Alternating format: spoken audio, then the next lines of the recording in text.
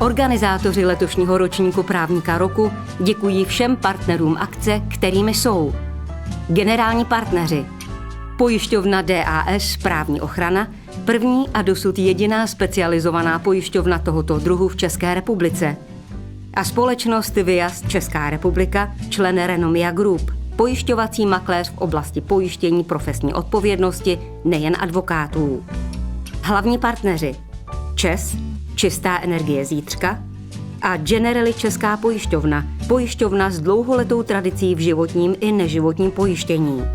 Rozhodčí soud při Hospodářské komoře České republiky a Agrární komoře České republiky, nejvýznamnější tuzemská instituce poskytující zázemí pro řešení sporů v rozhodčím řízení.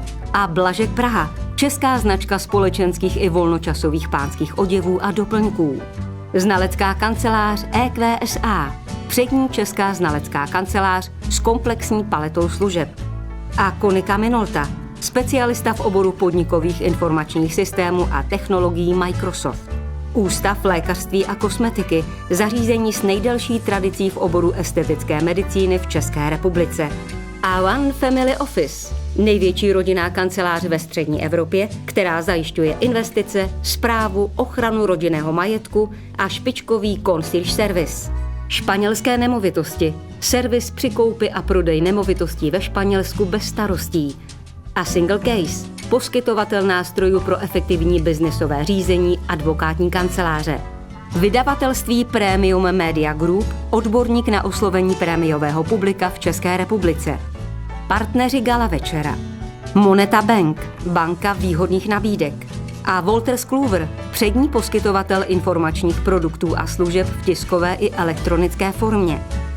Unicredit Bank Czech Republic and Slovakia, pobočka nadnárodní banky Unicredit s celoevropským působením. A vydavatelství a nakladatelství Aleš Štěněk, specialista na učebnice, monografie, komentáře, praktické příručky, slovníky a další edice.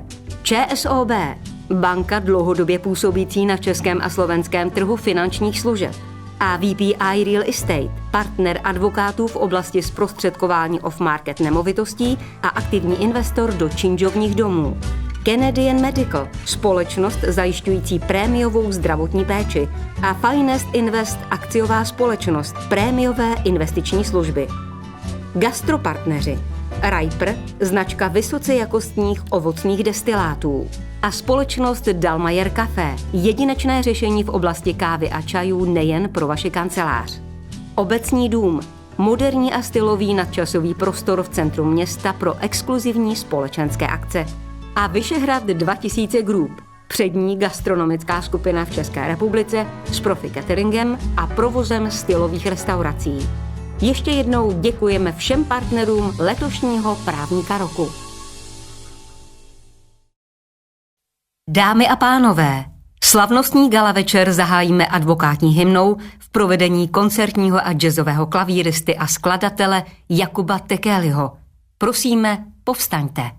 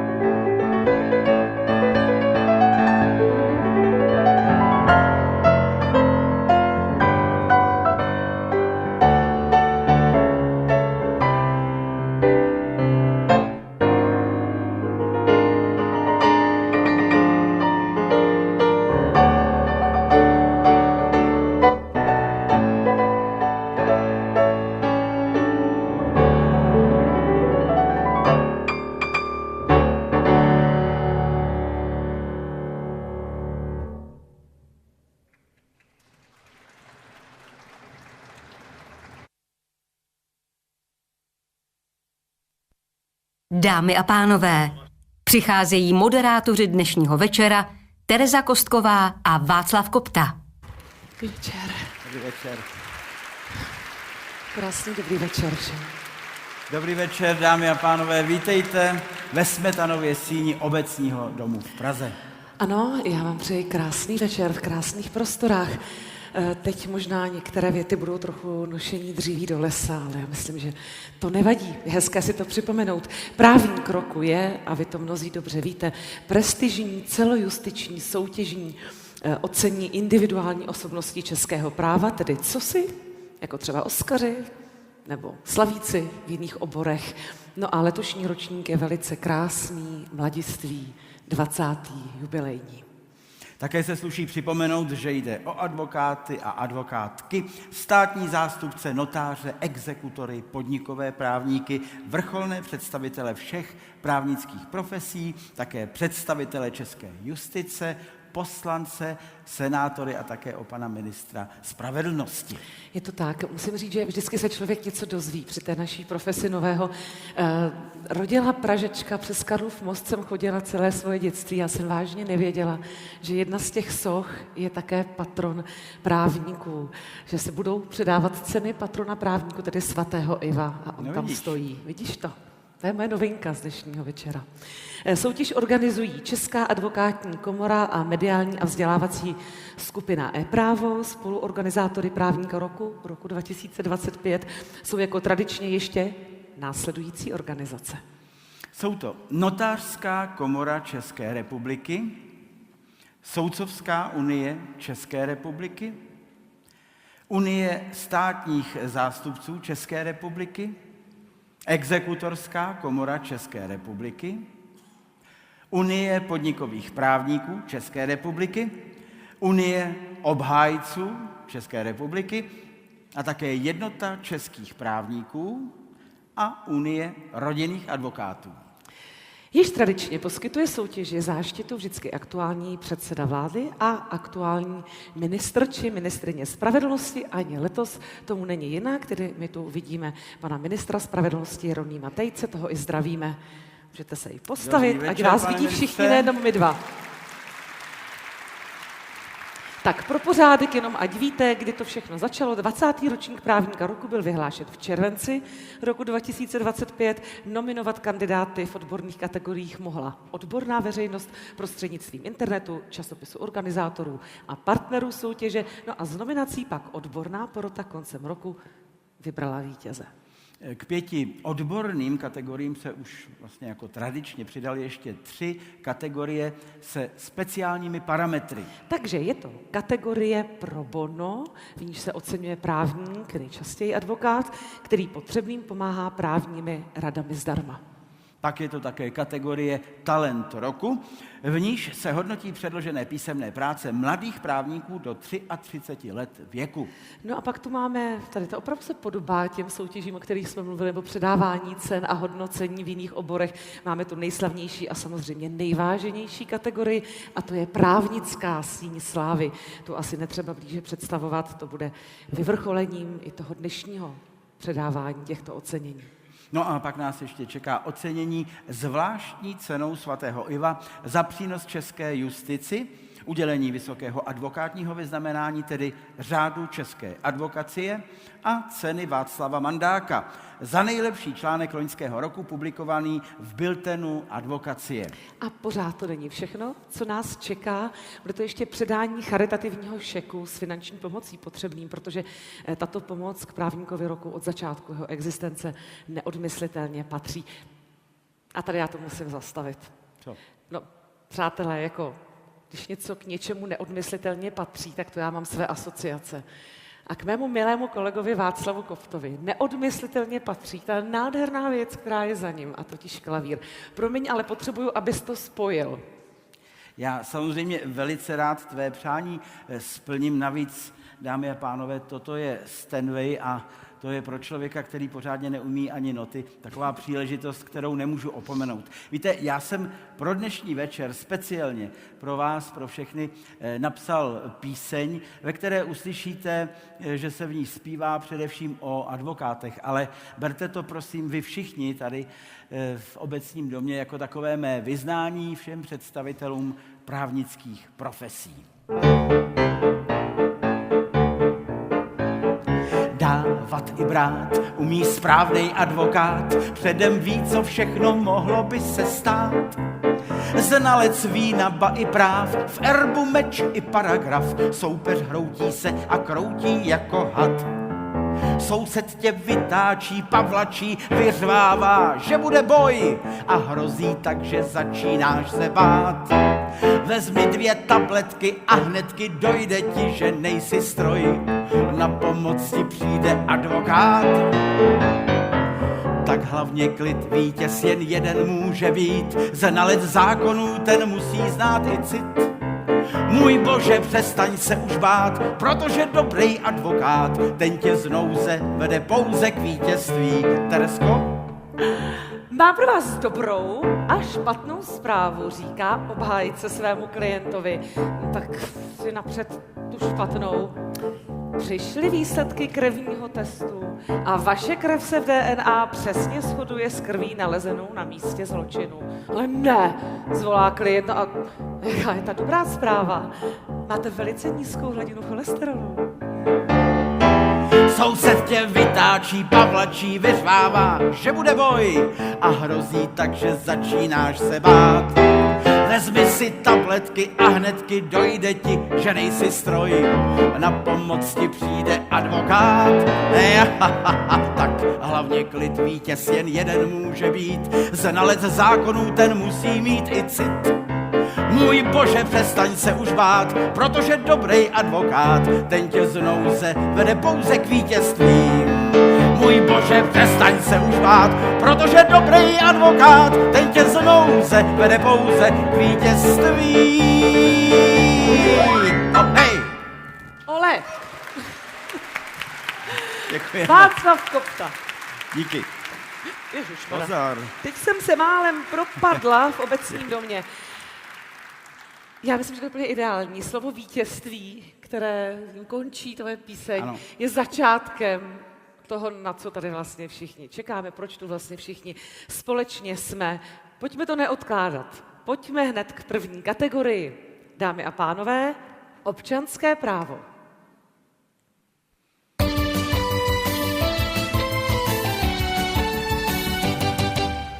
Oznámit vítěze, jméno vítěze, abych byl přesný, přicházejí společně zakladatel soutěže a místo předseda odborné poroty právníka roku, předseda představenstva mediální a vzdělávací skupiny e-právo pan Miroslav Chochola a za partnera soutěže ze znalecké kanceláře EQSA její řídící partnerka paní Oksana Schneiberg. Pojďte mezi nás, prosím. Krásný dobrý večer.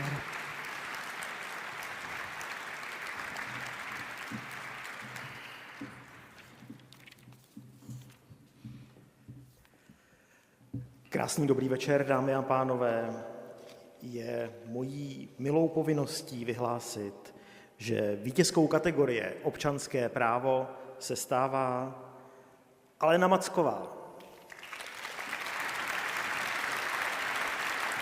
Alena Macková patří k předním osobnostem českého občanského práva. Její odborný přínos je spojen především s problematikou občanského práva procesního, v němž se řadí mezi nejvýznamnější české teoretiky. Podílela se na řadě legislativních iniciativ, které formují současnou podobu občanského soudního řízení. Její odborné práce jsou oceňovány pro precizní právní argumentaci a schopnost přinášet nová řešení problémů civilního procesu. Celý profesní život se věnuje vzdělávání mladé generace. Její přístup ke výuce studentů se vyznačuje vedle odbornosti mimořádnou lidskostí, laskavostí a schopností inspirovat budoucí právníky.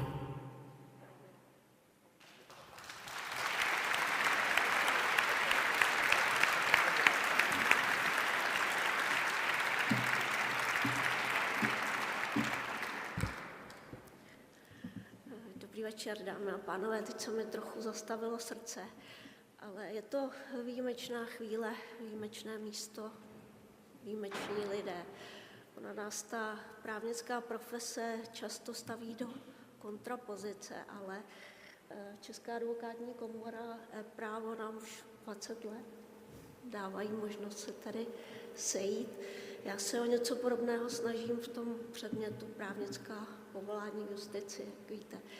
A proto mě celá scéna dojímá, těší a taky motivuje. A děkuji všem, kteří mi pomohli a pomáhají.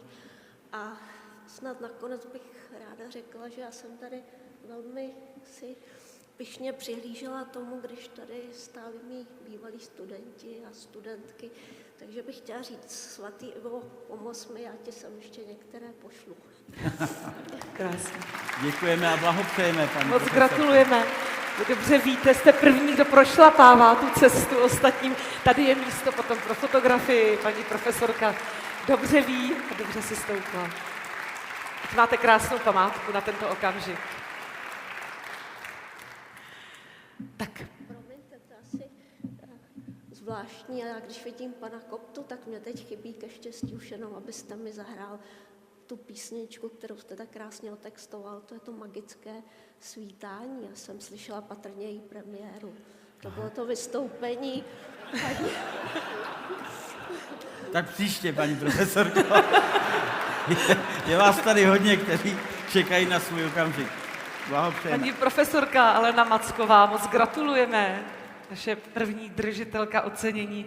Možná se sbíráš víc takhle typů do příště, co všechno se máš naučit zahrát a budeš mít malý minikoncert, Vašku. No ale kvůli tomu tady určitě dnes večer nejsme. Pojďme Ne, dál. jdeme dál, určitě, protože tu máme další kategorii a to je trestní právo.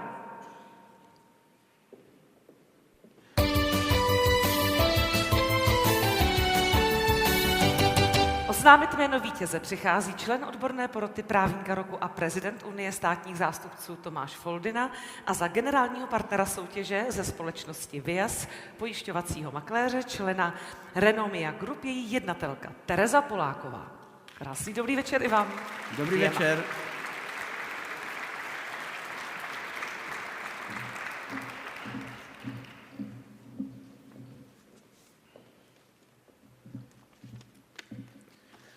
Vážené dámy, vážení pánové, je mi velkou ctí, že mohu oznámit, že právníkem roku v oboru trestní právo se stává Vladimír Král.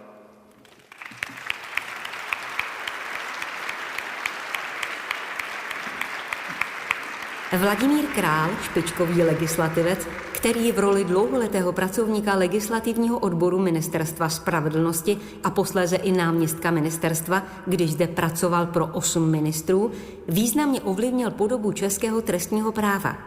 Svou mimořádnou profesní kariéru završil na postu soudce Vrchního soudu v Praze, kde působil do konce loňského roku. Doktora Krále ve všech jeho rolích vždy charakterizovala hluboká odbornost, legislativní vize a praktická soudcovská erudice. Všechno jmenované bude teď přenášet i do svých publikačních a přednáškových aktivit, které chystá.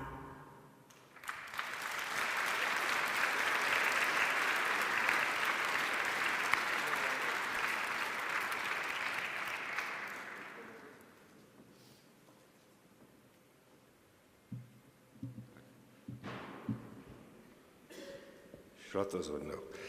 Vážené dámy, vážení pánové, především bych chtěl poděkovat za toto ocenění, nejenom proto, že se to sluší, ale protože význam a vážnost takového ocenění to plně odůvodňují.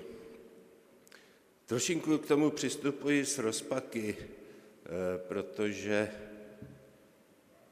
aspoň to jméno tam zůstalo, takže jsem si snad jistý, že to ocenění dostávám já, nebudu ho muset vracet na konci této slavnosti, ale ty rozpaky vyplývají i z toho, že jsem ve svém téměř pokročilém věku ani nepředpokládal, že bych nějaké takové ocenění mohl dostat. Navíc v loňském roce jsem odešel do důchodu a tím se podstatně změnila má aktivita, pracovní aktivita. Omezil jsem se na občasné přednášky, zkoušky u čekatelů nebo asistentů soudců a napsaní komentářů. S trochou nadsázky a sarkasmu by se dalo říci, že teprve když jsem skončil aktivní činnost, jsem dostal takovéhle krásné ocenění. Nechci ani myslet na to, že jsem ho dostal, protože jsem konečně skončil. Když člověk odchází do důchodu, samozřejmě rekapituluje svůj dosavadní procesní život. Já jsem procházel návrhy zákonů a právních předpisů, které jsem ať sám sepsal nebo s nejbližšími kolegy, a návrhy mezinárodních smluv, které jsem připomínkoval a jejichž přijetí jsem se i zúčastnil. Když jsem dospěl k číslu 40, tak jsem toho nechal, protože jsem si říkal, že stejně nemá smysl to počítat a nakonec bych si ani nedovolil všechny tyto návrhy sečíst. Snad byly kvalitní, řada z nich byla přijata, dodnes se aplikují a konec konců i ohlasy na ně mě povzbuzují k takovému závěru. Když se dívám do tohoto sálu, nutně si vzpomenu na situaci před více jak 50 lety, kdy právě v tomto sále jsem byl jako aktivní a zároveň čerstvý maturant takzvaně stužkován. Jakoby se tedy ten můj pomyslný profesní život tímto uzavíral. Já jen doufám, že ta pomyslná čára, která ten kruh má uzavřít, se alespoň na čas změní v elipsu a bude mě dopřáno, abych tedy v legislativě ještě nějaký čas dokázal, že toto ocenění si zasloužím. Mnohokrát za jeho udělení děkuji a vám děkuji za pozornost. My děkujeme a blahopřejeme. To je vaše, to je vaše. Ještě nezbytná fotografie. Ano.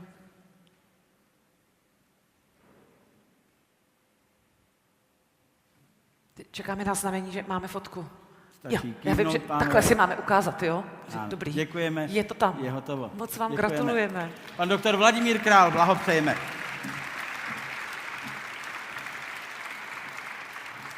Dámy a pánové, i letos bude, jak už jsme nakonec říkali, předána cena Václava Mandáka.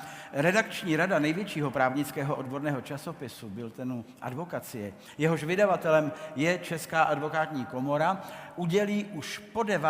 ocenění za nejlepší odborný článek publikovaný v Bulletinu advokacie v předchozím kalendářním roce. Jméno jejího letošního nositele přichází oznámit předseda redakční rady Petr Toman společně se šéfredaktorkou časopisu Hanou Rýdlovou a s nimi na pódium přichází ředitel společnosti Wolters Kluwer pan Lubomír Weiss. Společnost Wolters Kluwer věnuje laureátovi ceny šek na tištěné produkty dle vlastního výběru, a to ve výši 5 000 korun. A to si zaslouží potlesk. Děkujeme.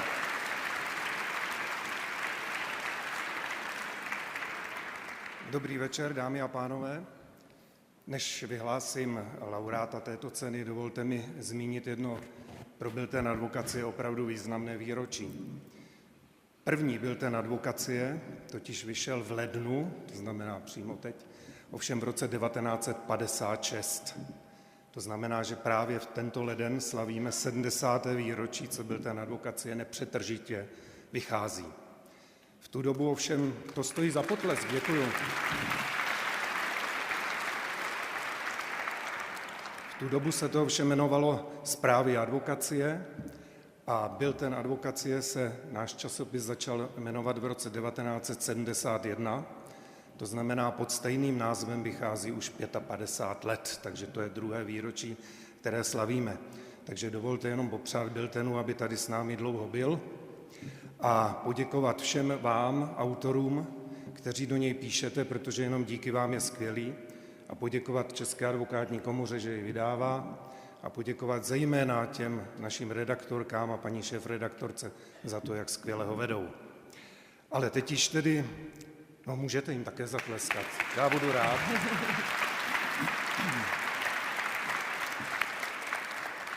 A protože autory chceme podpořit, víte, že tedy odměňujeme autora nejlepšího článku, dostává cenu Václava Mandáka za nejlepší odborný článek publikovaný v roce 2025.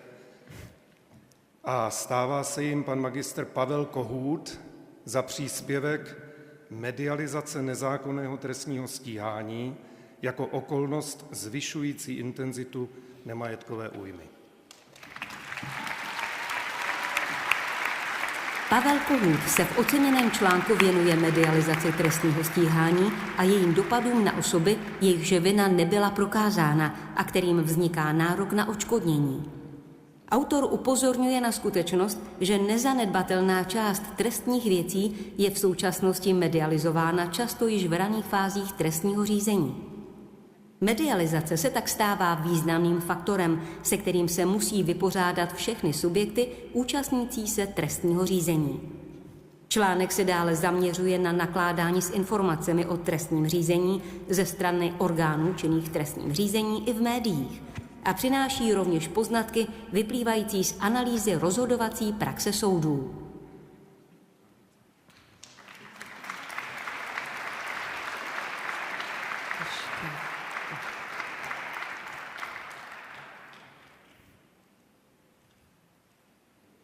Začneme společnou fotografií. My jsme vás nechtěli přerušovat, ale máte-li co si na srdci, mikrofon je pro vás připraven, nechcete? Ano, ano, Prosím. ano. Vážené dámy, vážení pánové, já budu na rozdíl od svého článku Biltenu advokacie stručný. Moc děkuji Biltenu advokacie za velmi významné a milé ocenění. Moc si toho vážím a užijte si zbytek skvělého večera. Děkuji. Magister Pavel Kohút a cena Václava Mandáka předána. No, ještě můžete, ale když vydržíte chviličku, ještě uděláme fotografii, pojďte klidně k nám, všecko to je krásné, pojďte k nám, to je krásný sako obdivu. Opravdu, fakt, ale, a nemusíte mi ho dávat, to jenom. Ale Zajímavé, že mě si něco takového neřekla. No. Ty nemáš tak hezký sako. Moc vám děkuju, Není na hezký tu večer, přímo, blahopřejeme. Pan Pavel Kohút, ano. Koukám, co bych si vzala? Brejle máš pěkný. Dobře, já jsem gentleman, tobě to moc sluší, Teresko. Pojďme dál. Ty chceš ty šaty, jo? Tak, další je kategorie občanská a lidská práva a právo ústavní. Pojďme na to.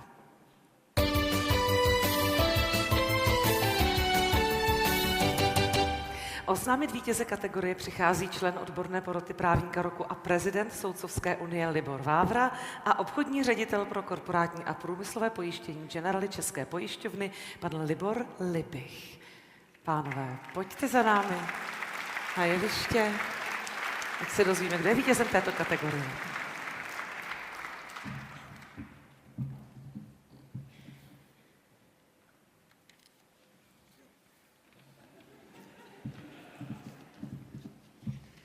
Dobrý večer. Je pro mě obzvlášť potěšující, že mohu vyhlásit vítězem kategorie občanská a lidská práva a právo ústavní Jaromíra Jirsu.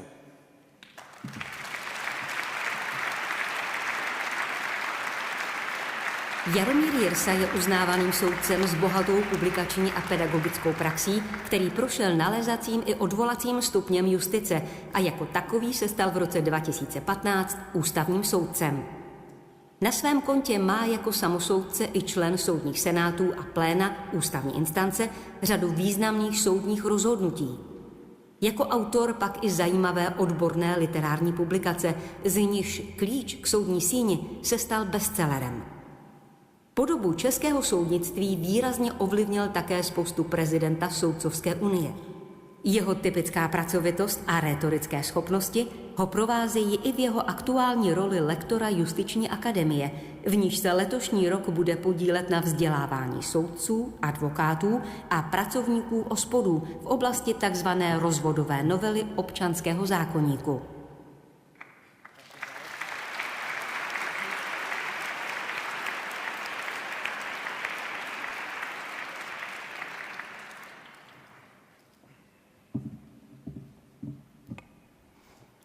Vážené dámy, vážení pánové, milé kolegyně, kolegové, já především moc děkuji za tuto krásnou cenu, které si velmi vážím a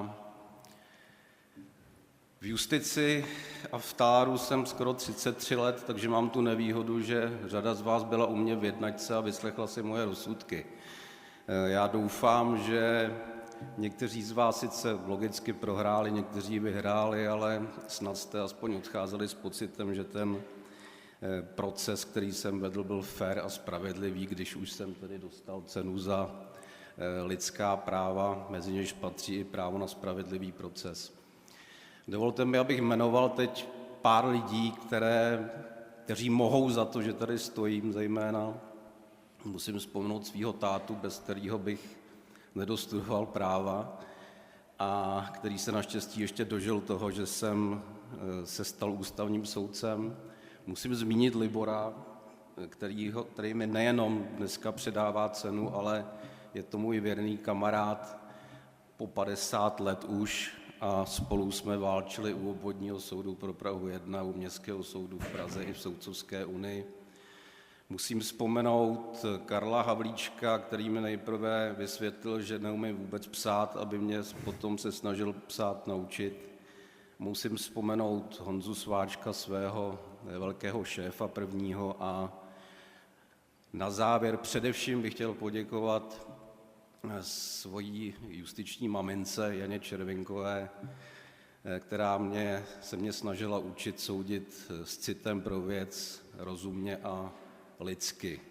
Dala mi spoustu rad, kromě jiného mi kladla na srdce: hlavně si nemysli, že od tebe někdo chce nějaká rádoby odborná moudra.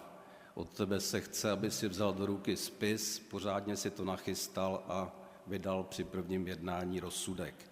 Já jsem se snažil toho držet a doufám, že se mi to dařilo. Takže ještě jednou moc děkuji a přeji všem pěkný večer. Děkuju. Pan doktor Jaromír Jirsa, blahopřejeme. My moc gratulujeme. Moment je zvěčněn.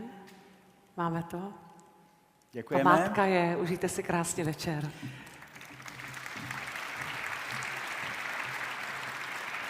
A nyní bude na řadě kategorie rodinné právo.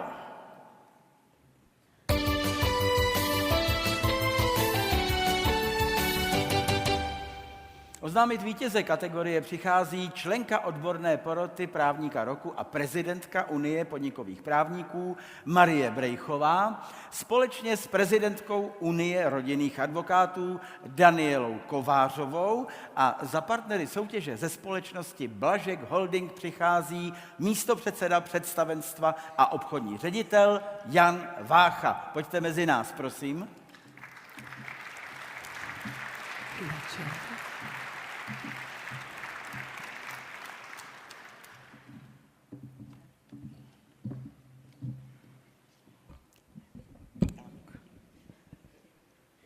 Moc se nesmějte, ti vysocí, co sedí přede mnou.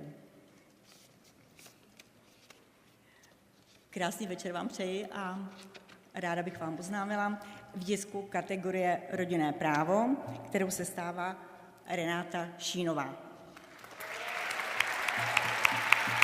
Renáta Šínová je advokátkou specializující se na rodinné právo. Je členkou Unie rodinných advokátů, místopředsedkyní sekce pro rodinné právo České advokátní komory a působí na Právnické fakultě Univerzity Palackého v Olomouci. Rodinné právo vyučuje, publikuje o něm, spoluvytváří ho a popularizuje mezi odbornou i laickou veřejností. Je autorkou desítek odborných statí i samostatných publikací. Skromná a pracovitá osobnost právnického života, která se těší značnému respektu v rodině právní odborné veřejnosti.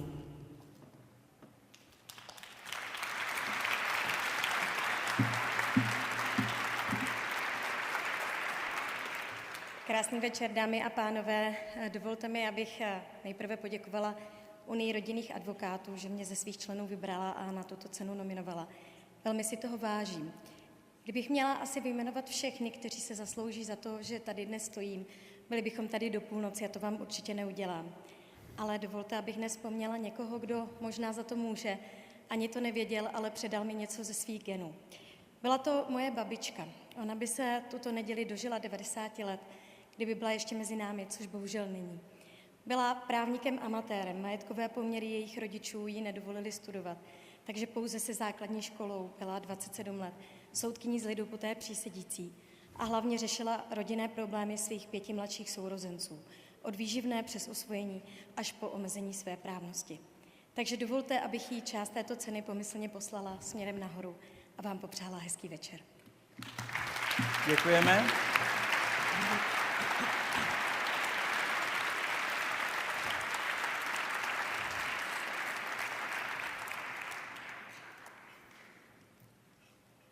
Je hotovo? Děkujeme samozřejmě, že vítězce paní Renátě Šínové blahopřejeme. To bylo rodinné právo. Ano, jdeme dále. Máme tu další kategorii a to právo informačních technologií.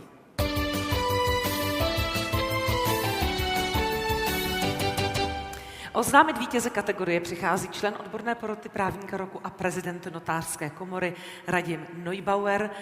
A za generálního partnera soutěže za společnost DAS pojišťovny právní ochrany její generální ředitelka paní Jitka Kicola.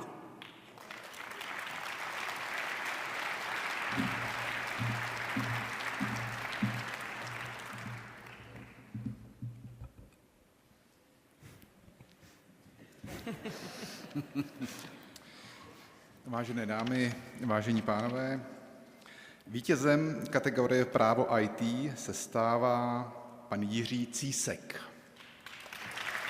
Jiří Císek se v českém právním prostředí etabloval jako jedna z nejvýraznějších osobností na průsečíku práva a moderních technologií.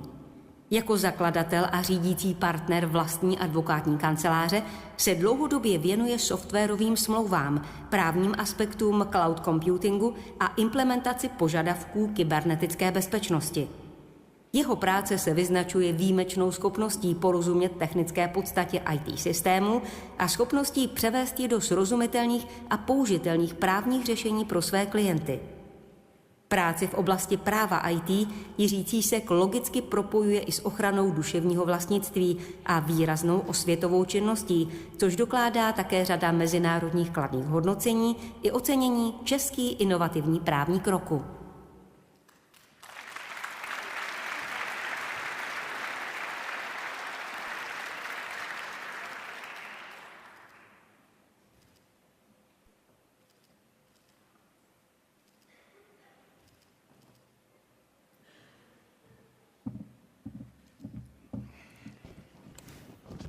Zase snížit.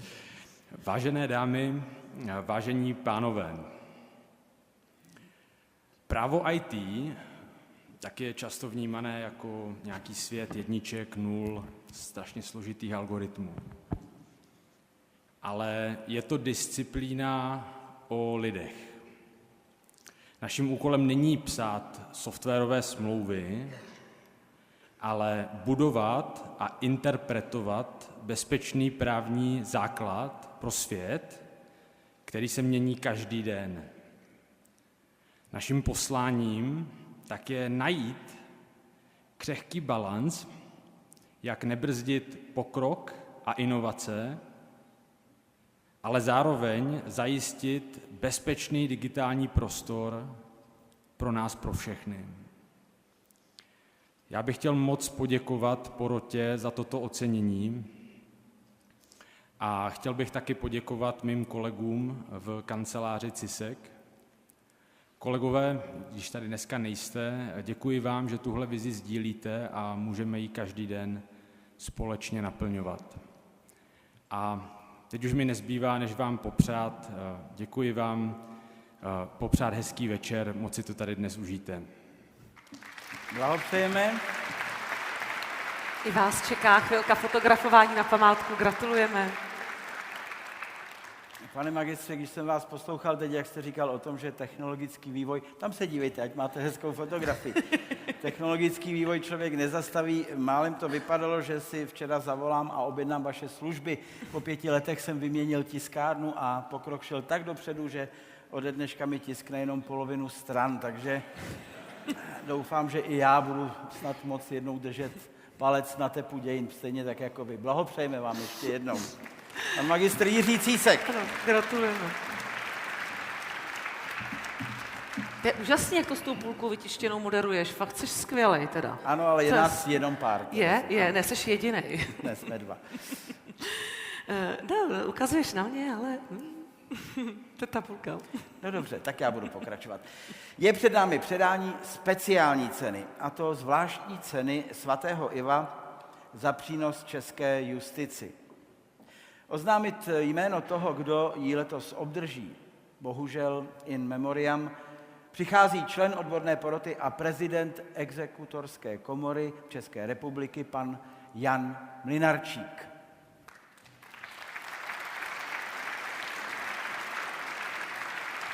Dobrý večer. Dobrý večer.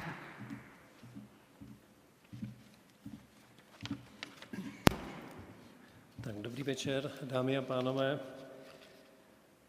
Zvláštní cenu svatého Iva za přínos české justici získává in memoriam doktor Vladimír Plášil.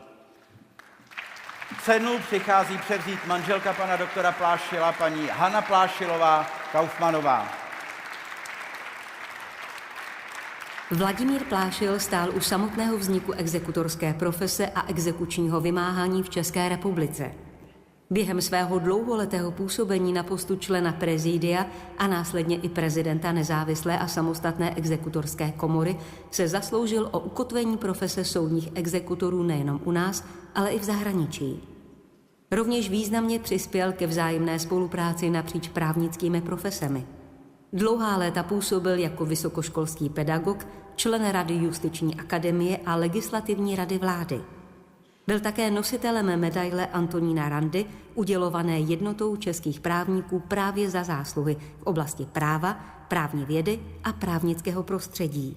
Jeho nenadálý předčasný odchod v době covidové pandemie zasáhl nejen jeho nejbližší, ale celou právnickou komunitu.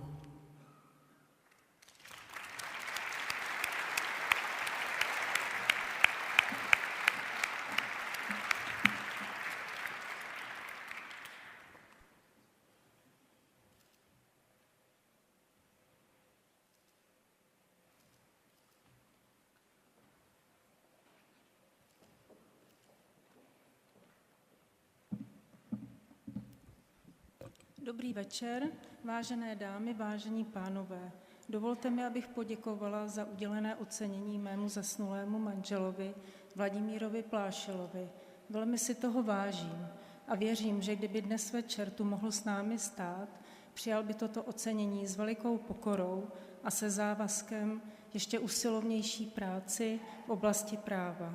Děkuji a přeju krásný večer. Paní Hana Plášilová Kaufmanová, děkujeme za vaše slova.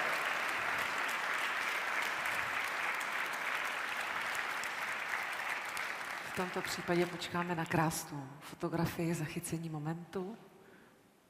Máme, pánové. Gratulujeme, hezký večer.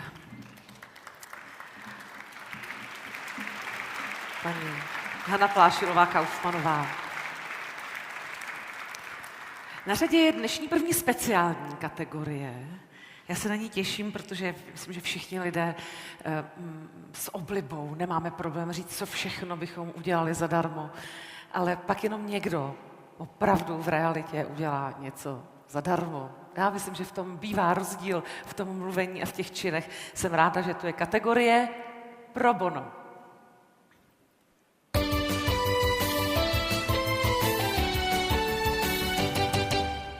Tato kategorie je z těch nejobdivuhodnějších a ti, kteří jsou v ní oceňováni, si zaslouží respekt kolegů právníků a uznání široké laické veřejnosti. Pro bono znamená ve prospěch potřebným zdarma pomoci právní radou tam, kde její zapotřebí, byť se na ní nedostává peněz. Oznámit jméno letošního vítěze této kategorie přichází předsedkyně odborné poroty právníka roku a předsedkyně České advokátní komory paní Monika Novotná a donátor této kategorie, díky němuž je vítězům vypláceno 50 000 korun jako ocenění, že svým etickým výkonem advokacie dělají své profesi čest, nestor české advokacie Gerhard Bubník.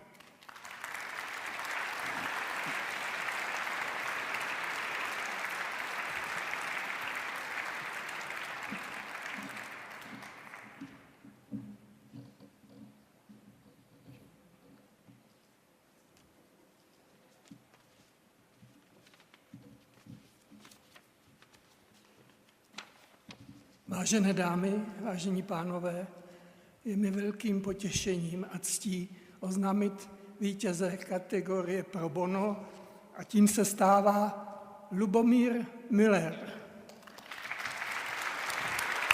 Lubomír Müller podstatnou část svého advokátního profesního života zasvětil obhajobám obětí totality a osob nespravedlivě stíhaných v době komunistického režimu a jejich rehabilitacím. Většinu své práce na těchto kauzách vykonává pro bono, často bojuje za klienty na sklonku života nebo se na něho obracejí jejich potomci, kteří by jinak právní pomoc v těchto případech rozsáhlou a dlouhodobou nedokázali vůbec získat. Jeho úsilí při pomoci postiženým vedlo k obnovení právní spravedlnosti pro stovky obětí politických perzekucí a k nápravě křivd minulého režimu. Stačí jen letmo připomenout některé.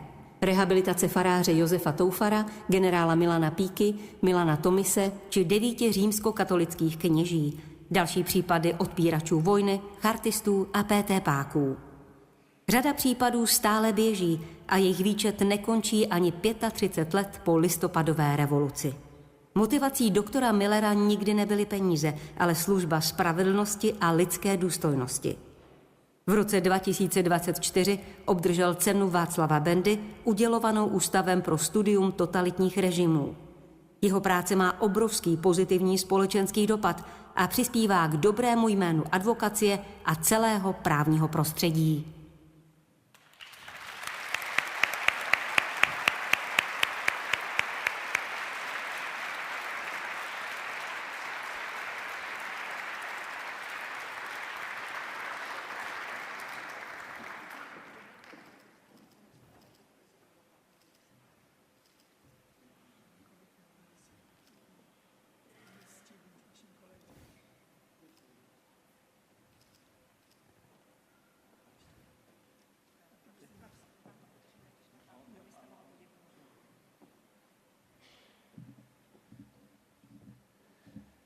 Před 50 lety mě obvodní soud pro Prahu 9 poslal na 6 měsíců nepodmíněně do vězení za to, že jsem vyučoval lidi z Bible a neměl jsem k tomu státní souhlas. Tehdy se to klasifikovalo jako maření dozoru nad církvemi a náboženskými společnostmi. Ten souhlas bych samozřejmě nemohl nikdy dostat, protože v té době byli svědkové Jehovovi považováni za ilegální organizaci. Když mě soudce tento trest vyslovil, tak mě ani v nejdivočejších snech nenapadlo, že po 50 letech dostanu tuto cenu, které si velmi vážím. Je to pro mě výzva, abych postupoval dál podle toho, co říkal apoštol Pavel. Nepolevujme v konání toho, co je dobré, konejme dobro, dokud je k tomu příhodný čas. Protože ten příhodný čas může snadno pominout. Děkuji za udělení této ceny, moc si toho vážím.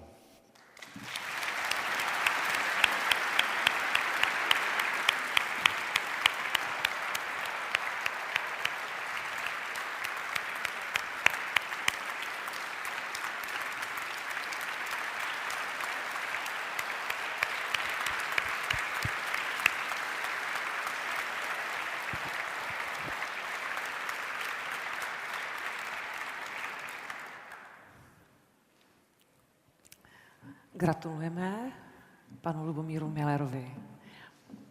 Děkujeme za předání ceny. Další mimo soutěžní akt dnešního večera je tady. Přichází chvíle pro odevzdání vysokého advokátního vyznamenání Řádu české advokacie. Řád české advokacie uděluje předseda či předsedkyně České advokátní komory význačným představitelům zahraniční advokacie, justice či státní správy. Já si proto dovolím pozvat na pódium předsedkyni České advokátní komory, paní Moniku Novotnou, aby oznámila, kdo bude po dnešním večeru jeho dalším nositelem či nositelkou.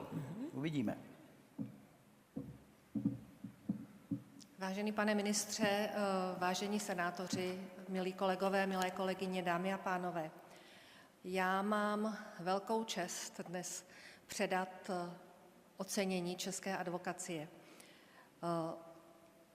To ocenění vyjadřuje trvající podporu českých advokátů jejich ukrajinským kolegům. Ukazuje se to, že nejen tedy čeští advokáti, ale vůbec celá česká společnost vnímá ruskou agresi jako něco, k čemu má historickou paralelu. A nejen čeští advokáti, kteří v zápětí po napadení Ukrajiny začali sbírat peníze pro ukrajinské advokáty, ale přetrvává to i do dnešních dnů. Já jsem dnes četla, že za pouhých 40 hodin se vybralo 29 milionů na to, aby Ukrajina měla alespoň trochu tepla. Ráda bych teď tedy pozvala na pódium předsedkyni Ukrajinské advokátní komory Lidii Izovitovou. Šanovaná Lidia, príď, buď láska na horodu від Чешської асоціації адвокатів.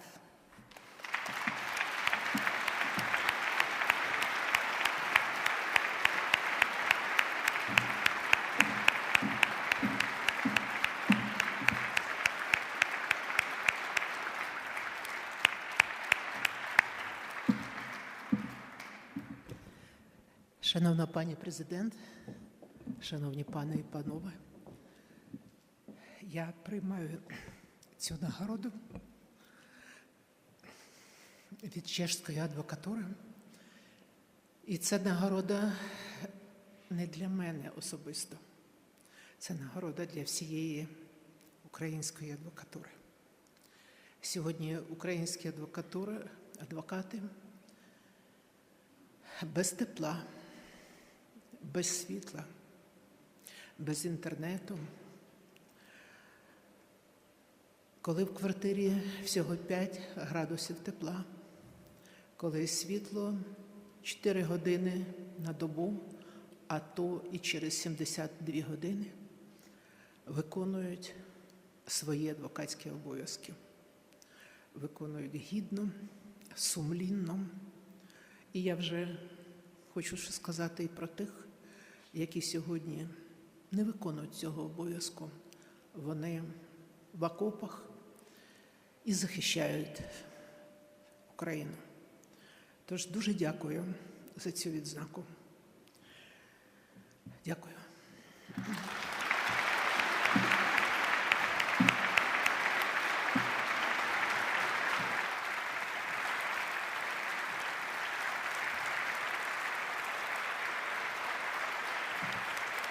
Možná poprosíme o krátké shrnutí v překladu paní Olenu. Velmi děkuji za to ocenění.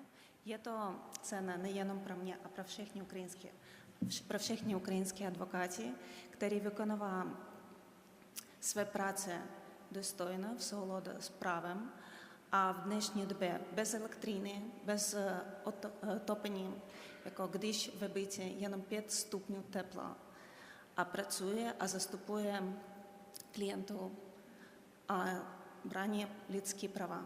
A ještě pro ty advokáty, kteří teď válčí na válce, přímo na nule, jako to cena pro všechny ukrajinské advokáty.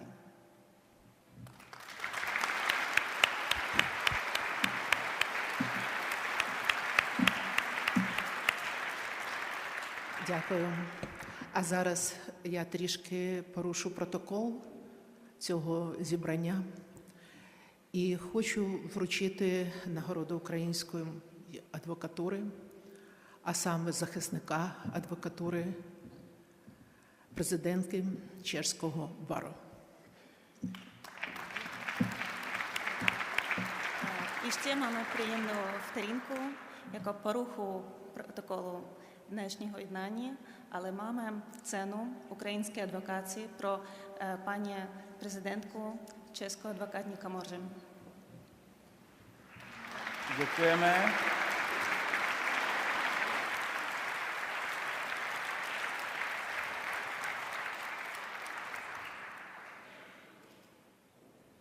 právě nastal okamžik, se kterým jsme opravdu nepočítali, neměli jsme ani v podkladech informaci o tom, ale jistě všichni chápeme, že je to okamžik velmi důstojný a důležitý. Про що це нагорода? Це нагорода про захист адвокатів України. Чешська адвокатура показала себе найкращою в Європі, самою дієвою, самою щедрою, самою благородною і справедливою. Вона допомагала нам не на війну, вона допомагала не на зброю, вона допомагала нам як жертвам, тим, які щоденно потребували цієї допомоги на їжу, на ліки, на відновлення житла, на допомогу нашим постраждалим адвокатам. І коли сьогодні пальму лідерства отримала жінка, я думаю, що це буде ще один розвиток чешської адвокатури, тому що, ви знаєте, жіноча стать, вона завжди генерує і розвиває. Тож ми дуже сподіваємося, що наша солідарність, що наша повага до чешської адвокатури в особі президента буде розвиватися і наша солідарність міцніти.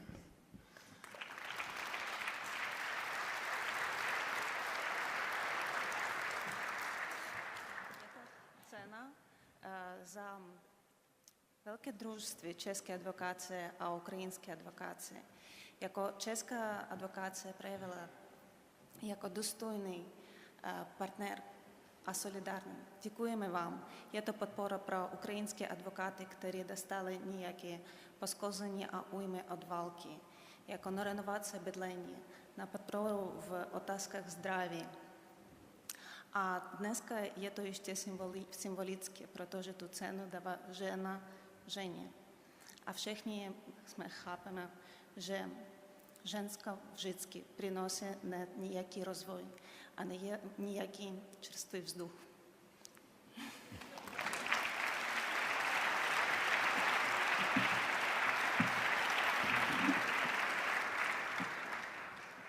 Dámy a pánové, byl to nečekaný okamžik a pro mě je to obrovskou ctí přejímat toto ocenění za všechny advokáty, kteří pomáhají Ukrajině a je jich hodně.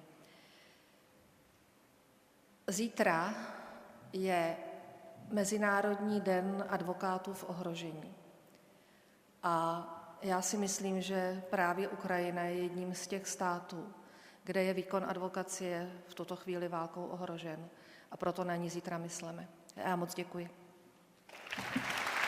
Děkujeme i my a blahopřejeme oběma dámám. Dámy, já myslím, že to cítíte správně na tu fotečku tady. Já myslím, že se možná i spolu, když se vyfotíte, že to bude úplně v pořádku v určité improvizaci.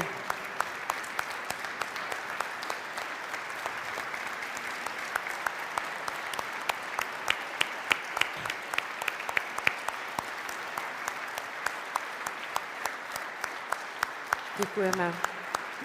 Opravdu krásně, jak si Václav krásně řekl, důstojný okamžik byl doznán všemi. A my se můžeme posunout k další, druhé speciální kategorii. Talent roku, pojďme na to.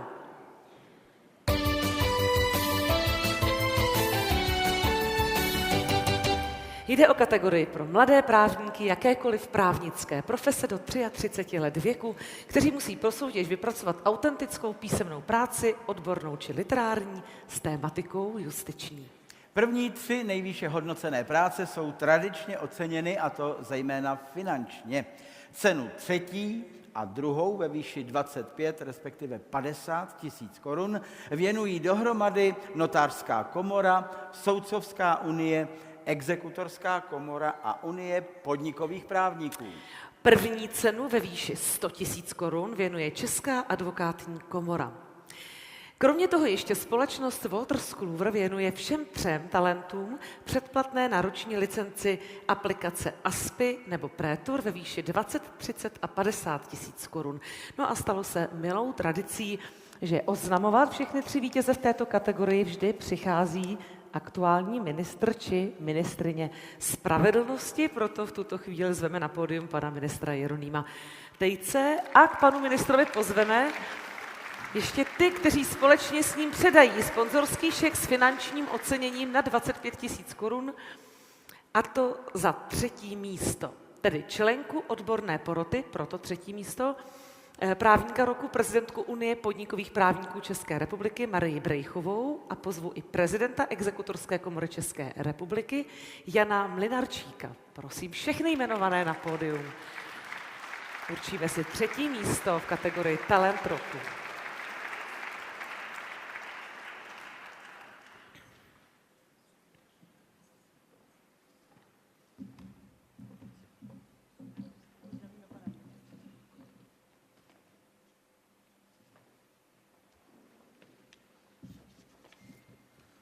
Dobrý večer. Je mi ctí oznámit, že 3. místo v kategorii Talent roku obsadila paní Magdalena Švehlová.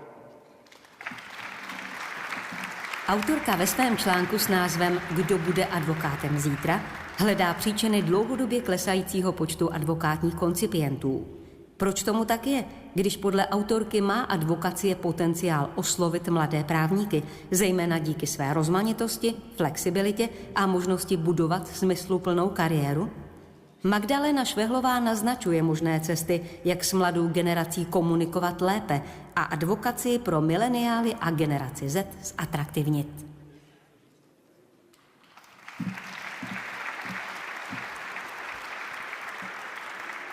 Vážené dámy, vážení páni, ja si toho udeleného ocenenia veľmi vážim a rada by som poďakovala tým, vďaka ktorým tu dnes večer som.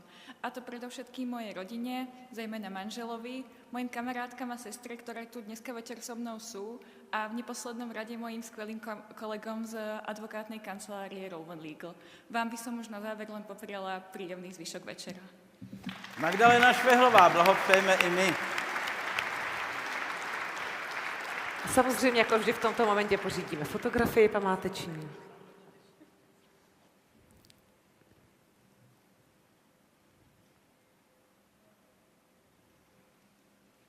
Děkujeme. A ještě asi možná slečnu paní Magdalénu, ano, manžela jste pozdravovala, paní Magdalénu. Solová fotografie rovněž hotová.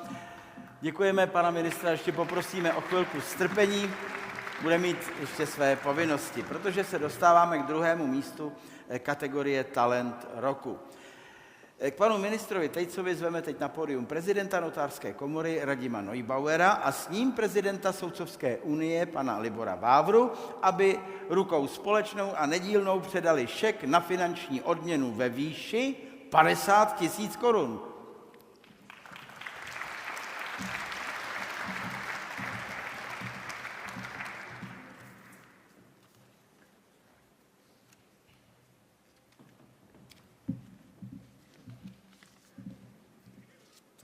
Druhé místo v kategorii Talent roku obsadila také dáma Alice Šebová. Blahopřejeme.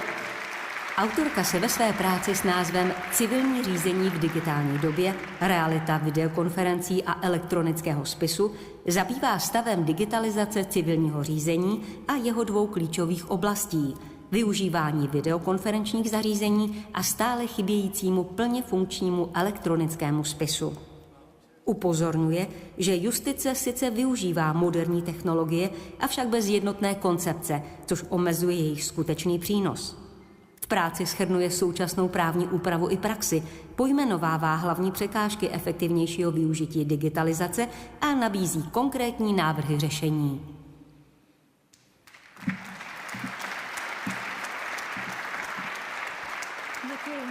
Vážené dámy, vážení pánové, ráda bych poděkovala za tuto krásnou cenu. Zejména děkuji odborné porotě, speciální poděkování patří mému manželovi, který mě v psaní práce podporoval, a dále děkuji advokátní kanceláři Invicta, se kterou trvale spolupracuji a kde jsem nabyla cenné zkušenosti. Závěrem dovolím si vyslovit přání, a sice, aby moje práce přispěla do odborné debaty ohledně digitalizace justice. Děkuji vám a přeju krásný večer. Alice Šebová, blahopřejeme. Fotografie. Také pořídíme hromadnou i samostatnou fotku.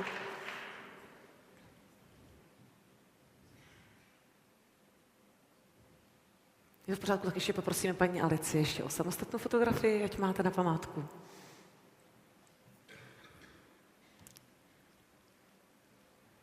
Máme? Výborně, děkujeme. Blahopřejeme.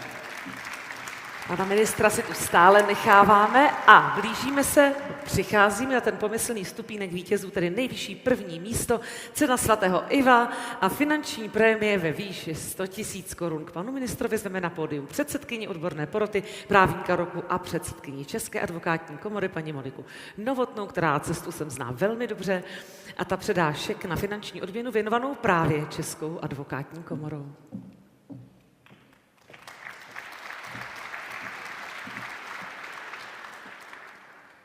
Je mi ctí oznámit první místo v kategorii Talent roku a tuto cenu získává pan Tomáš Vanča.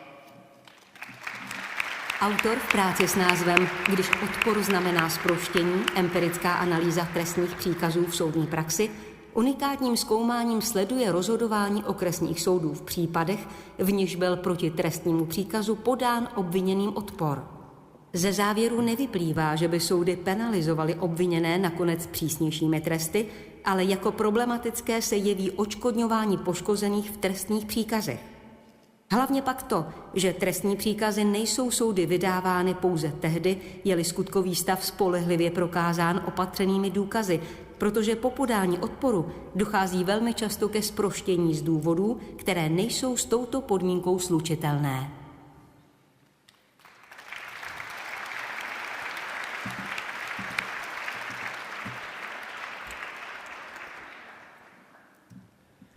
Hezký večer, vážené dámy, vážení pánové. Já si toho ocenění moc vážím a velice děkuji odborné porotě a sám trošku stále nemůžu uvěřit, že jsem to ocenění dostal. A to psaní té samotné práce bylo takové, že vlastně jsem o tom nikomu neřekl, takže nevím vlastně v tuhle chvíli, komu bych děkoval, protože jsem neřekl nikomu, aby mě podporoval. No evidentně se to někdo dozvěděl, ale... Každopádně nestál bych na tomto místě bez svých nejbližších, bez své rodiny a svých přátelů, a kteří mi vždy dávali tu největší podporu a péči. A nakonec bych si dovolil takové osobní přání, aby mě ty profesní úspěchy neopustily, a to zvlášť za pár týdnů u advokátní zkoušky. Máte před sebou velkou kariéru, pane kolego. To je vítěz, pan Tomáš Vanča.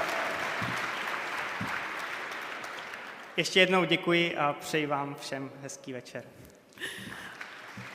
Samozřejmě opět dojde i na společnou fotografii. Kéž by ta cena uměla ovlivnit ty zkoušky, že jo, to už nejde. Tam to kouzlo. No. Jo, tak. Ten večer je ještě před námi. Děkujeme. A na samostatnou fotografii také s vítězem prvního místa Talenta roku.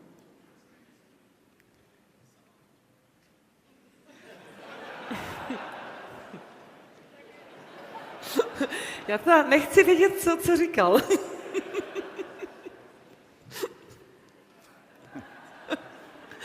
Mohla byste se trošku šoupnout? Asi. Já nevím, já si to vymýšlím. Tak blahopřejeme. Tomáš Vanča. Krásný. Já myslím, že to zvládnete, že to bude krásné. Jdeme dál. Dámy a pánové, my teď uděláme takový úkrok stranou od předávání ocenění, ale já se domnívám, že to bude úkrok veskrze sympatický. Totiž jako vždy i letos organizátoři právníka roku mysleli na pomoc potřebným. A tak dojde k předávání peněz, které budou pomáhat. Letošní charitativní šek věnuje největší česká advokátní kancelář, nositelka řady ocenění ze soutěže Právnická firma roku, advokátní kancelář Havel and Partners. Dali jsme si tu práci, sečetli jsme ty částky šeků věnovaných charitám postupně touto advokátní kanceláří zde na gala večerech Právníka roku. A vyšla nám tedy, přátelé, jako hezká, úctyhodná suma, a totiž 1 750 000 korun. Bravo. To je na potlesk. Důležité, kam to poputuje letos, tedy letošní symbolický šek poputuje do Bílého kruhu bezpečí, spolku, který už 35 let poskytuje bezplatnou odbornou psychologickou, sociální a právní pomoc lidem, jejichž život byl zasažen trestným činem. Bílý kruh bezpečí tak činí prostřednictvím sítě 9 poraden po celé České republice i prostřednictvím celostátní telefonní linky 116 006 a činí to tak dostupně, anonymně a zdarma. Šek na částku 200 000 korun převezme z rukou partnera advokátní kanceláře Havel and Partners Františka Korbela, ředitelka Bílého kruhu bezpečí, paní Pavlína Komedová.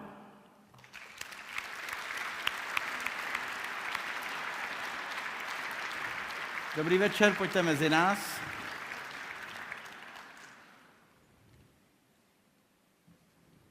Dobrý večer.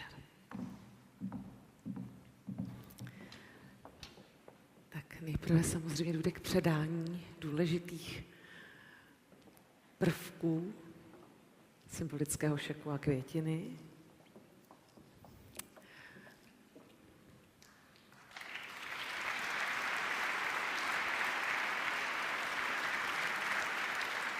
A možná na tu fotečku vás poprosíme sem, oni tam pánové mají jistě trochu lepší prostor, pozadí i světlo, že?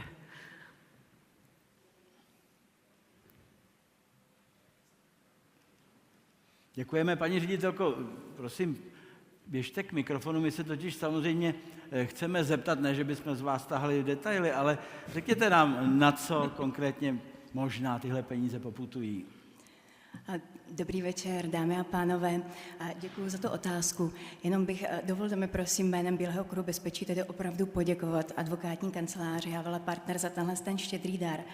A my, když jsme vlastně uvažovali, na co ty peníze využít, tak především bychom chtěli podpořit některé z našich klientů, kteří jsou vážně zraněni trestným činem a v důsledku toho se dostávají do mnohdy obtížné i finanční situace. A my vlastně část těch našich služeb, mimo to, co jste vlastně slyšeli, tak někdy je to i přímá finanční podpora. Pomáháme některým lidem například uhradit základní náklady na azylové bydlení v případě, že odcházejí z náročného násilného partnerství a podobně. A potom se přiznám, že bychom rádi těch finančních prostředků také využili na školící a osvětové akce, protože i po 12 letech účinnosti zákona o obětech trestných činů vlastně v praxi stále zjišťujeme, že lidé, kteří se dostanou do pozice oběti, bohužel často vůbec nevědí, jaká mají práva. A nevědí třeba ani to, že mohou mít zmocněnce a v těch vážných případech i dokonce zdarma, což by jim opravdu velmi pomohlo. A obávám se, že toho je často následkem, že se nerealizuje ani jedno z těch základních práv obětí.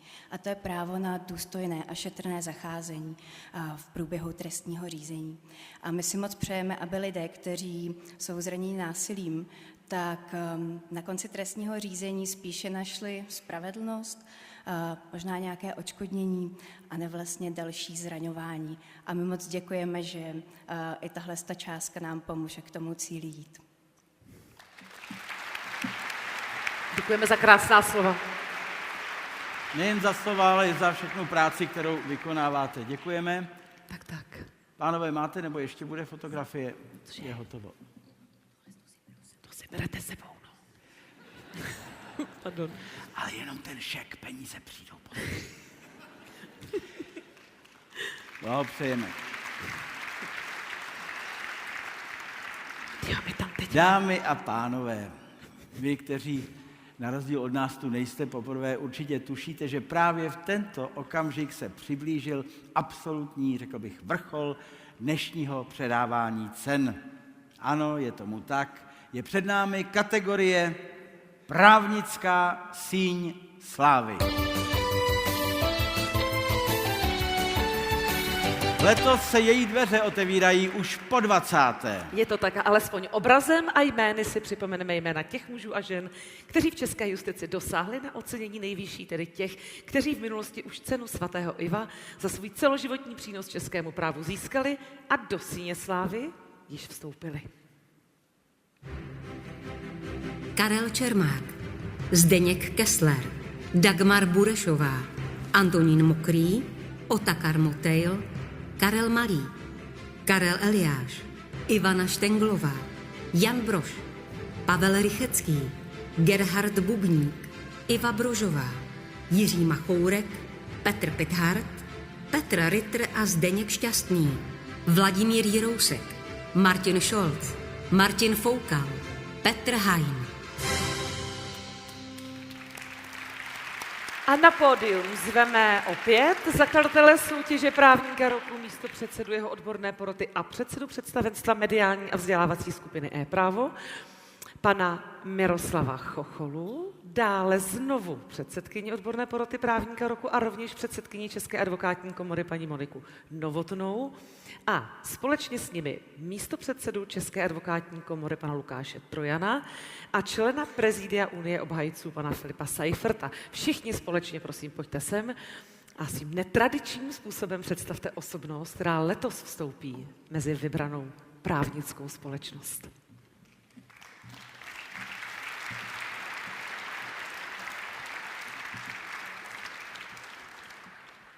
Dobrý večer, dámy a pánové. Zvolili jsme pro tento ročník trošku atypický přístup k představení budoucího laureáta síně slávy. Každý z nás, kdo stojíme na pódiu, s ním máme nějakou zkušenost a chceme se podělit o tuto životní zkušenost a náš pohled, jak ji vnímáme. Já bych měl začít takovým shrnujícím pohledem. Nejprve musím konstatovat, že jsem se setkal s budoucím laureátem poprvé v roce 1993. To já jsem nebyl ještě v advokaci, byl jsem student a můj tehdejší školitel mne pozval do legendární restaurace na Šumavě, kde se scházely tehdejší hvězdy advokacie. A já jsem tam poprvé naživo budoucího laureáta viděl. Seděl jsem v koutě, byl jsem malý zobák, koukal, poslouchal, mlčel. Jsem si jistý, že mne vůbec nezaznamenal. Později v 90. letech jsme spolu jezdili na advokátní body. Tam si už možná všiml mé existence, i když do dneška si tím nejsem úplně jist. Naše životní a pracovní cesty se definitivně protnuly v roce 2013 a od té doby spolupracujeme poměrně blízce. Já si troufám říct, že mohu hodnotit, jaké profesní a životní milníky v jeho životě jsou důležité. Proč si to troufám říct, je jednoduché. Znám jeho kancelář a na stěně jeho kanceláře visí pět dokumentů, které si tam sám pověsil, takže já si považuji za důležité. O diplomu z právnické fakulty hovořit nebudu. Prvním dokumentem, o kterém chci hovořit, je dokument, který jeho paradoxně teoreticky diskvalifikuje jako kolegu advokáta, nebo se jedná o pravomocný odsuzující rozsudek. Laureát byl odsouzen skutečně za trestný čin útoku na státní orgán a stalo se tak v listopadu roku 1967. Byl odsouzen za skutek, který spáchal 1. května 1969 a mám za to, že mu tento dokument na stěně visí jako připomenutí gesta tehdy 18letého studenta, který již tehdy se nesmířil s ruskou okupací Československa sovětskými vojsky. Ani ne o 20 let starší dokument je zarámovaný hned vedle rozsudku a je to jmenovací dekret. Je to jmenovací dekret, kterým byl na podzim roku 1990 jmenován ministrem vnitra. Pod těmito 2 listinami má zarámovanou fotografii, která popisuje jeho celoživotní misi. Je na ní vyfocen jako obhájce v lavici v procesu s dizidenty v kauze takzvané jazzové sekce. Sedí vedle velkých osobností advokacie, kterými byl doktor Dítě, doktor Choděra a doktor Motejl. Právě tato fotografie vystihuje to, čím je. A poslední listina, kterou má zarámovanou, je pro něj typická, protože se jedná o vysvědčení ze státní traktorové stanice, kdy získal oprávnění a stal se kombajnérem. S výsledkem prospěl.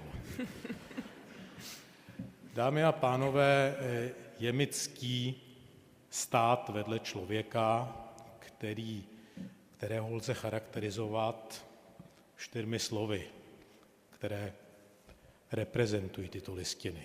Je to buřič, je to kombajnér, je to ministr a je to především obhájce a advokát.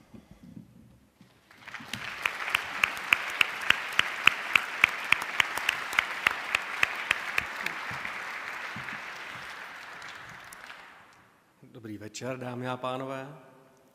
Stojíme tady tak trošku jako 4 sudíčky, tak mi dovolte, abych také přispěl se svou troškou. O osobě vstupující do právnické síně slávy by se dalo hovořit velmi dlouho. Takže se pohodlně usaďte, budeme tady ještě nějakou dobu. Je to neúnavný bojovník za právo. Jeho údery jsou tvrdé, přísné, ale maximálně profesionální. Je velmi těžkým soupeřem, ale současně je i skvělým šéfem a pro nás, pro všechny přirozeným mentorem, který nás toho hodně naučil a ještě naučí. Nebojí se otvírat témata, v podstatě jakákoliv témata a hledat optimální řešení. A tak i před 12 lety vznikla Unie obhájců, jejíž je prezidentem a kterou provází v současných nelehkých dobách trestního práva a která i díky němu prospívá a stala se respektovanou odbornou platformou pro obhajobu. Kromě toho všeho právního a odborného je skvělým parťákem, je dobrým člověkem a nebojím se říct, že i osobou, která je jedním z nejznámějších a možná nejznámější právnickou tváří v celé veřejnosti. A proto si myslím, že i ta jeho snaha o budování dobrého jména právníků obecně je důvodem a jedním z mnoha dalších důvodů, proč dnes večer vstupuje do právnické síně slávy. Děkuji.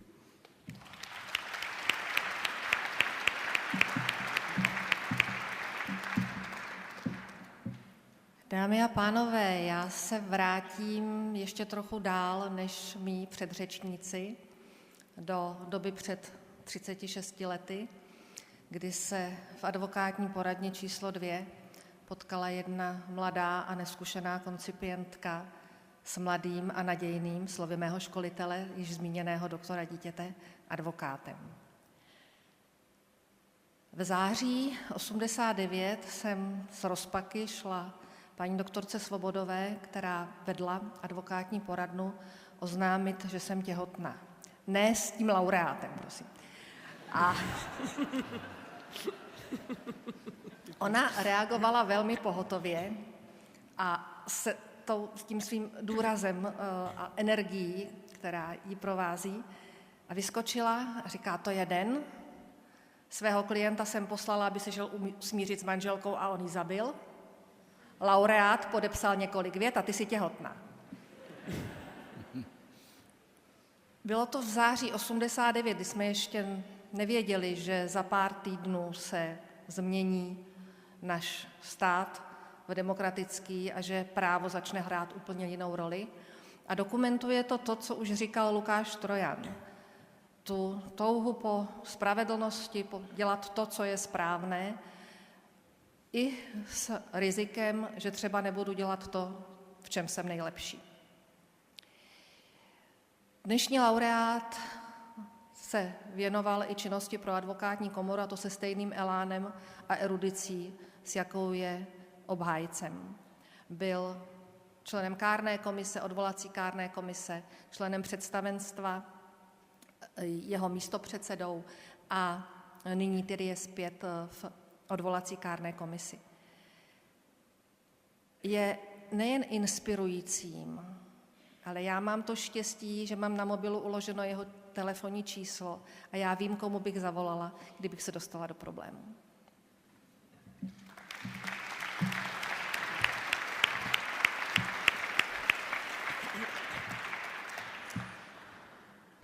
Pro mě osobně letošní laureát hodně znamená. Znám se s ním téměř 30 let a za tu dobu jsem dávno poznal, že velikost člověka se nepozná podle množství akademických titulů, ale podle toho, jak se chová k lidem ve svém okolí. Rád si k němu chodím a přiznám to veřejně pro otcovské rady, ne proto, aby mi říkal, co mám nebo nemám dělat, ale protože umí klást naprosto perfektní otázky, vracet věci na zem a přitom zachovávat eleganci, noblesu a jeho pověstný humor. Děkuji mu za to, co vybudoval. Věřím, že jménem nás všech. Děkuji za to, co vykonal pro společnost, pro advokacii. Děkuji za to, jak obstál v těžkých dobách v prvních porevolučních letech České republiky. A samozřejmě děkuji mu za to, co udělal pro všechny svoje kolegy, přátelé, kamarády. Dámy a pánové, věřím, že nemusím tu obálku otevírat.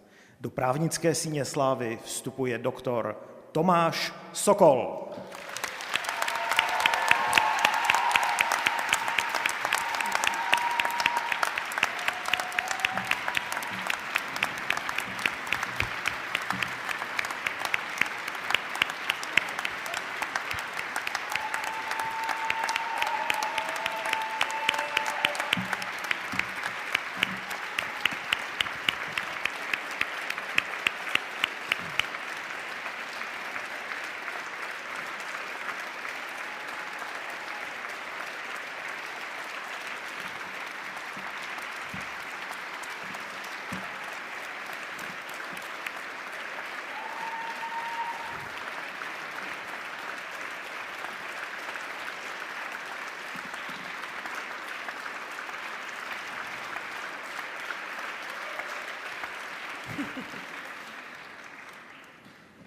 Děkuju.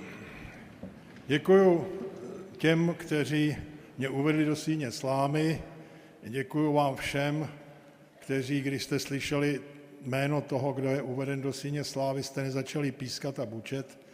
A jsem samozřejmě strašně rád. Jenom nevím, jestli po tom, co jsem si vyslechl, já jsem si nebyl úplně jistý, jestli to laudatio patří mně nebo někomu jinému, ale například to trestní stíhání nebo ten komejner, to mi bylo povědomí, takže to asi opravdu budu já. Nejsem si jistý, jestli potom právě, co jsem vyslechl, jestli už bych neměl být mrtvej, protože to je tak na drakev.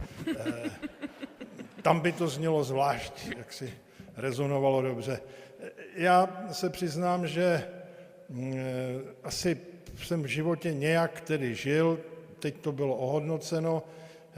Nebyla to vždycky jednoduchá doba, určitě ne do roku 90 a mám takový až skoro rozpačitý pocit, že já jsem si to vlastně uvědomoval sice jaksi v rámci reality, ale jinak jsem se úžasně bavil. Mě celý život bavil, já jsem ten život vnímal a stále vnímám jako jakousi takovou celkem zábavnou jízdu. Já vím, že jsou hrůzy, Ukrajina je jedna z nich, ale stejně nějak prostě já jsem tak jako psychicky ustrojen, takže to prostě najednou, neříkám, že teda ve prostřed té zábavné jízdy, ale taky doufám, že ne na jejím konci, najednou někdo přijde a pochválí mě za to, že jsem celý život se úžasně bavil.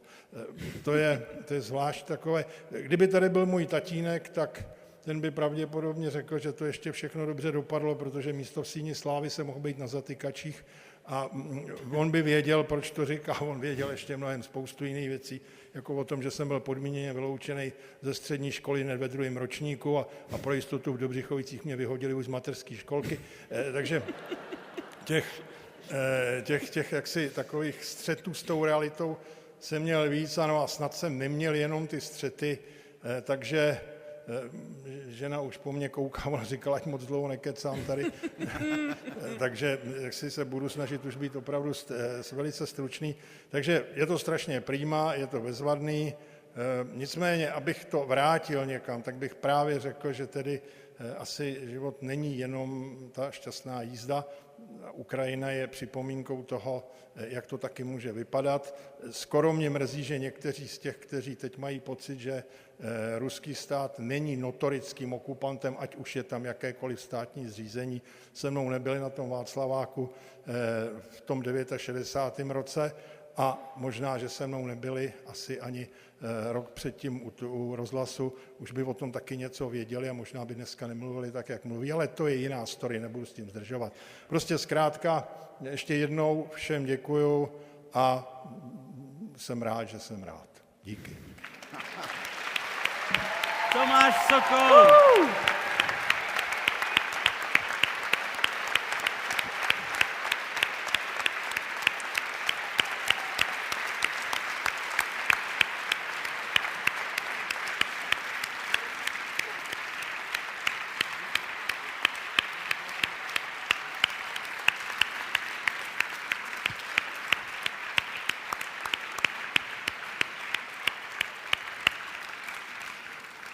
Přátelé, jeden z vrcholů, ten nejdůležitější okamžik dnešního večera, ano, pojďte, ještě se budete fotit. Ještě solo fotografie. Solo fotka společná a tak, ano. Je téměř za námi. Hned, jakmile skončí tato část fotografování, vy ostatní, ano, taky panu ano, doktoru ano, Sokolovi, máme takovou prosbu pro všechny oceněné dnešního večera, aby přišli zpátky ještě jednou k nám na pódium, protože já si myslím, že si to zaslouží jednu hromadnou, velkou společnou vzpomínku na dnešní výjimečný večer. Takže je ten správný okamžik, páni fotografové? Můžeme. Ano, máte. Takže prosím všechny oceněné dnešního